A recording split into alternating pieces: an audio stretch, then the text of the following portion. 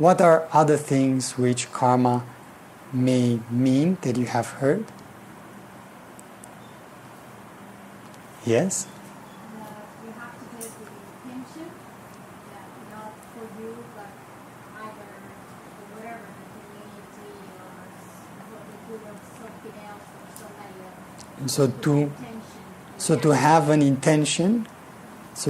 intention, which is something that goes not just for yourself, but maybe for somebody else. Yes? So these are very good, we can say, kind of definitions. Indeed, we can see karma as a natural law of the universe, which simply states that whatever happens in the universe, whatever action that is being taken, will have a reaction. Yes? Whatever action that you are taking will have a reaction. It's a little bit as if you had a pendulum. This is a very common description of this. So you have a pendulum, and then if you push the pendulum on one side, yes, you give it a little push, a little force, then the pendulum will have a tendency to come back, and to come back, and to come back. And then the reaction that will come to your life can happen in this lifetime, the yogis say, or in another lifetime.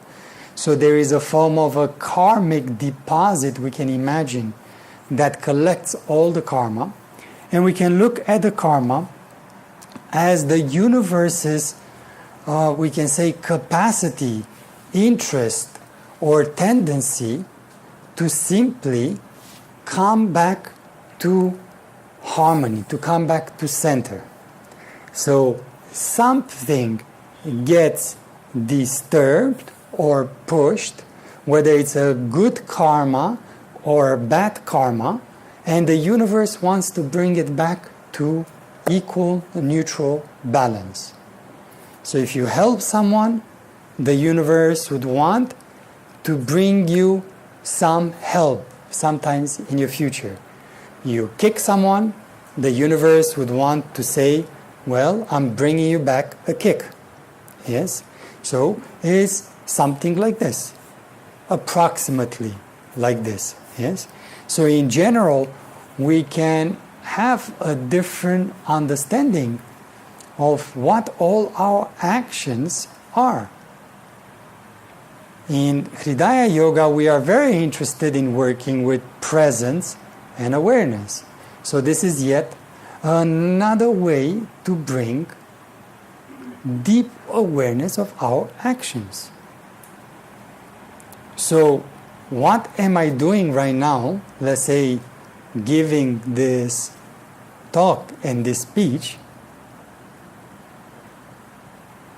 could, should, would produce some sort of a karma that would bring back to my soul, we can say, in this lifetime, next lifetime, etc.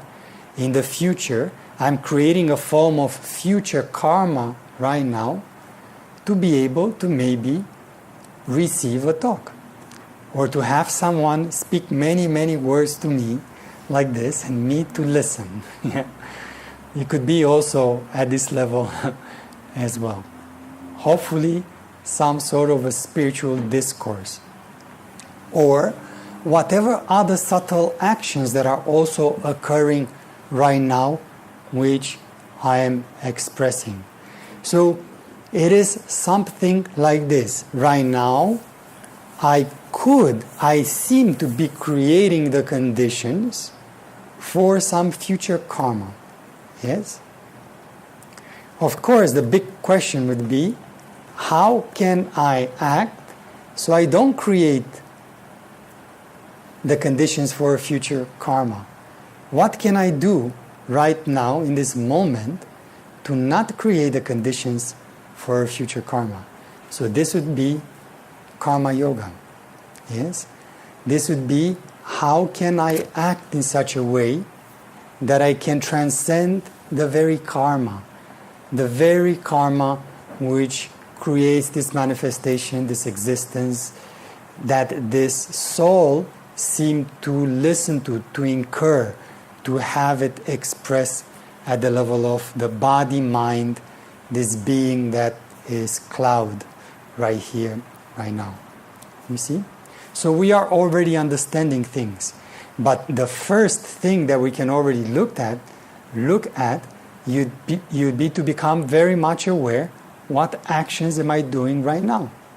So to bring a very profound sense of awareness, consciousness to the actions which are happening right now, in this very moment.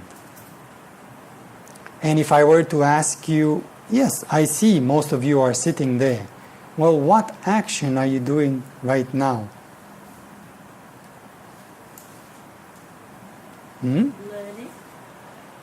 Learning, yes, it could be. And being conscious in my moment. The action of being conscious, yes.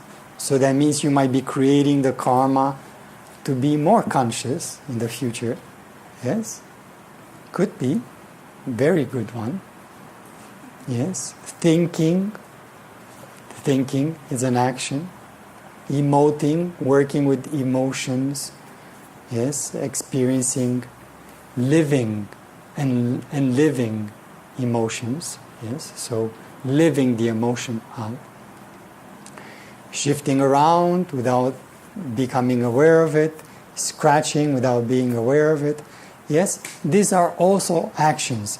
So the fact that I'm not aware of the fact that I have an itch here and I'm scratching it, it simply produces the karma to keep going in this unawareness that I'm scratching. But you can also make this a very kind of, we can say, a movement that brings a lot of awareness.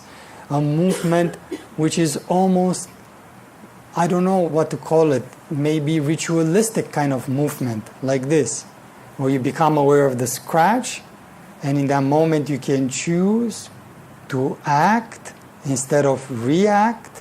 Yes, so we are practicing action instead of reaction, and in a very aware way I may choose to now scratch the itch.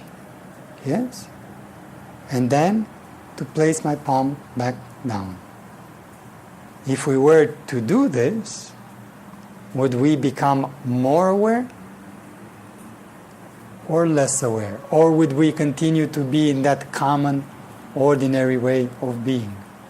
Wouldn't it be that our awareness would increase more and more?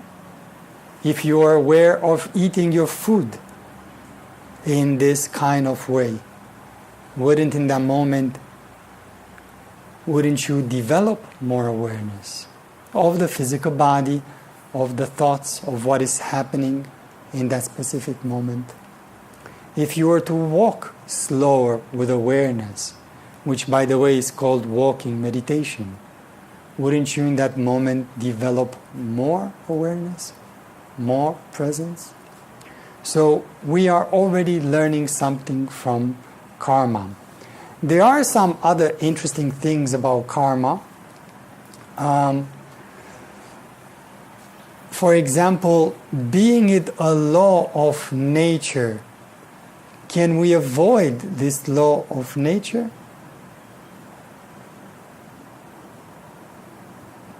No. Yes? So you cannot avoid this law of nature, which means that you cannot avoid the law of karma. So whatever karma you have in your past will have to express itself. So this is, the universe would want to come back to present you with this form of karma, or at least with the seeds of those karma. So something will come back to you. This is one thing. The second thing would be, or the second question would be, if you do have an awareness that certain karma will come towards you, Do you think that you have a destiny that this will happen in this specific way? Or is it a possibility to maybe reduce it or to somehow avoid it altogether? We cannot be affected by it in the same way by being aware. Yes. So you can have some karma which occurs to you, but not be affected in the same way if the awareness is there, right? So for sure, the awareness brings something extra to this karmic discussion, yes? So at least as far as the capacity to change something about it, yeah? So it's not a complete destiny, it's not a complete fatalism, we can say. And we can also become very aware of the idea that in this very moment we can choose to create new conditions, right, for new kind of karma. So you can be someone who might be very hateful or very greedy or very, judgmental, and in the same time you can develop, starting in this very moment, the conditions for a different kind of karma, a karma which would be maybe you become more loving or more generous, yes, or more tolerant and accepting by simply practicing this in this moment. But what happens if you were the type of person who was very judgmental and hateful, and in this moment you're trying to practice more loving? What would happen?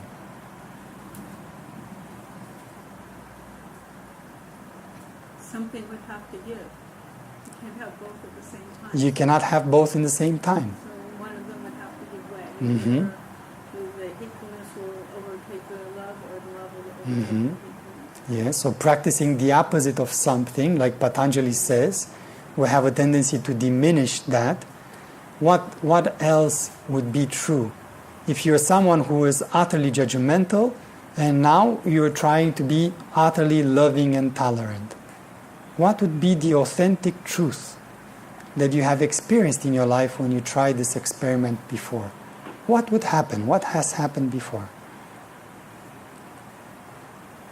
You will be judgmental of your own change, so as you're trying to change, you might find that difficult because you have this condition of being judgmental. So that's Yes. The previous condition will still exist, and you will impede the new condition to take place. Right?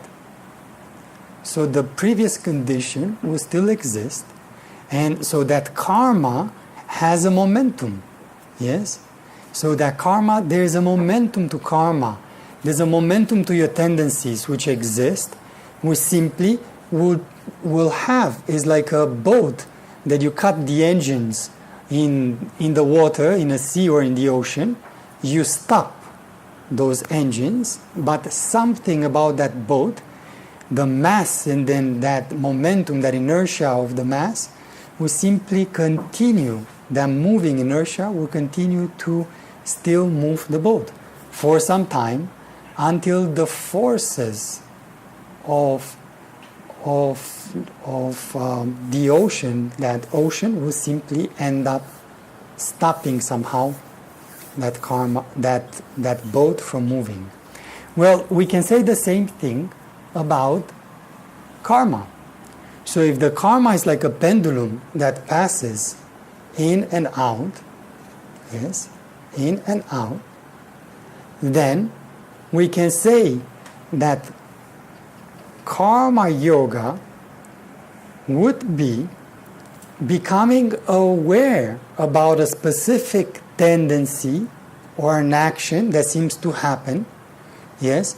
For example, you say something to tick me off, I get angry. When I get angry, I push that anger back to you, and then eventually that pendulum will come back, and as it comes back, it passes, and then I push it in the other direction. I either create more karma or more frustration that will come back to me. I create more anger, more frustration. I'm generating, so it keeps going back and forth. Every time someone that sometimes frustrates you or annoys you says something to you, and you think something back to them, you say something back, you go home and you gossip about it, or you write in your journal, oh, this person really pisses me off, and then your emotions like get picked up by it. You are pushing that pendulum again into the karma. So what would it be if we were to become utterly non-reactive? What if we started becoming non-reactive to certain tendencies? Instead of acting, instead of reacting, we were bringing a sense of awareness to act instead of react.